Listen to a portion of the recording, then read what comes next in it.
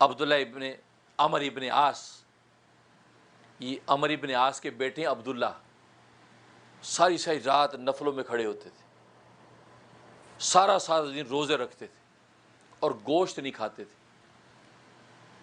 تو ان کے والد عمر ابن عاص اور رسول اللہ صلی اللہ علیہ وسلم کی خدمت میں آئے کہ یا رسول اللہ، میرا بیٹا عبداللہ ساری رات نفلیں پڑھتا ہے اور سارا دن روزے رکھتا ہے اور گوشت نہیں کھاتا۔ اور گوشت کھانے کی بات اصل میں یہ ہے کہ زمانہ جاہلیت کے اندر یہ تصور تھا کہ گوشت نہ کھانا اللہ کے قریب لے جاتا ہے، یعنی اللہ کے تقرب کا ذریعہ ہے، کہ گوشت کھانے سے انسان کی شہوتیں بھڑکتی ہیں، جب شہوتیں بھڑکتی ہیں جس کے نتیجے عبادت میں رکھنا آتا ہے، لہذا وہ گوشت نہیں کھاتے، اپنے آپ کو کمزور رکھتے ہیں، جس کے نتیجے میں عبادت اور اطاعت کرنے میں آسانی ہوگی، اللہ کا قرب حاصل ہوگا۔ تو تقرب الہی کے حصول کے لیے گوشت نہیں کھا رہے ہیں، لہٰذا اس نیت سے نہ کھانا شرک ہے، گناہ ہے۔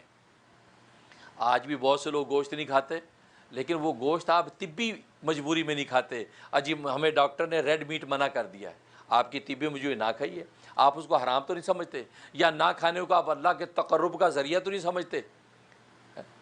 جیسے ہندو ہے، ہندو گوشت نہیں کھاتا، لیکن وہ نہ کھانا وہ اللہ کے تقرب کا ذریعہ سمجھتا ہے، وہ کہتا ہے رام رام کے قریب ہو جائیں گے، اس کے تقرب کا ذریعہ سمجھ کے گوشت نہیں کھاتا۔ وہ گوشت اس لیے نہیں کہ اس کو کوئی طبی معاملہ ہے۔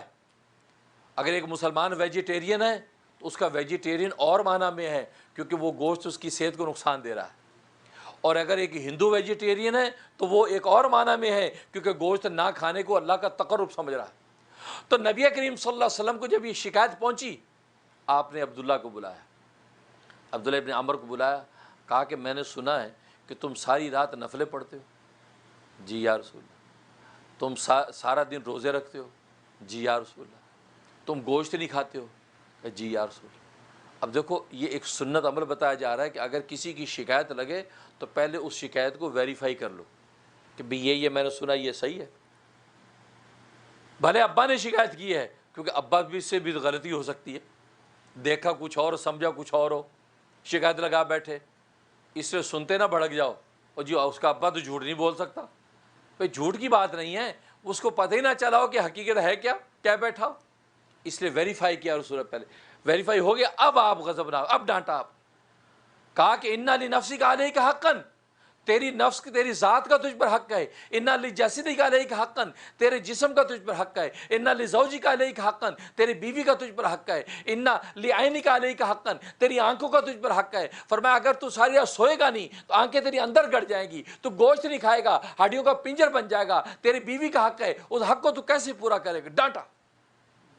اب جو عمل تو کر رہے تھے لیکن عمل صالح نہیں تھا، صالح نہیں تھا، ان سے زیادہ عمل کرنے والا کون؟ ساری رات نفلیں پڑھ رہے ہیں، ساری رات روزے رکھ رہے ہیں۔ آج اگر ہمیں کسی کا پتہ چلے یار ساری رات نفلیں پڑھتا ہے، سارے دن روزے رکھتا ہے، ہم ہاتھ چومیں گے کہ نہیں؟ یہ بھائی اللہ کا ولی ہے بھائی، ماشاء اللہ۔ لیکن ہم چونکہ پیغمبر نہیں ہیں، پیغمبر کی نگاہ دیکھو کہاں جا رہی۔ کہا کہ اس کا مطلب ہے کہ یہ اپنی جان پر ظلم کر رہا ہے، اپنی جان پر بھی ظلم کر رہا ہے، اور اس کی بیوی بھی تو ہے، تو بیوی کا حق بھی ادا نہیں کر رہا ہے، یہ ظلم کر رہا ہے، یہ عدل نہیں ہے، ظلم ہے۔ آپ نے ڈانٹا اور فرمایا کہ رات کے 3 حصے کرو جیسے میں کرتا ہوں۔ فرمایا 3 حصے کرو، ایک حصے کے اندر فرمایا کہ میں آرام کرتا ہوں، جسم کا حق ادا کرتا ہوں، دوسرے حصے میں اپنی بیویوں کا حق ادا کرتا ہوں، اور تیسرے حصے میں اپنے اللہ کے حق کو ادا کرنے کے لیے مصلی پہ کھڑا ہو جاتا ہوں۔ کیا ترتیب ہے، سبحان اللہ۔ یہ ہے دیکھو، یہ عمل ہے، عمل صالح۔ اب عمل صالح بنا کہ جب وہ شریعت، فطرت اور سنت کے مطابق ہوا، کیونکہ فطرت بھی عین شریعت ہی ہے، کیونکہ یہ دین فطرت ہے، اسلام دین فطرت ہے۔ اسلام کا کوئی بھی رکن اور کوئی بھی حکم وہ فطرت سے خارج نہیں ہو سکتا، کیونکہ یہ دین فطرت۔ تو دیکھو عمل تو ہے لیکن صالح نہیں تھا، رسول اللہ صلی اللہ علیہ وسلم اصلاح فرما دی، عمل صالح ہونا چاہیے۔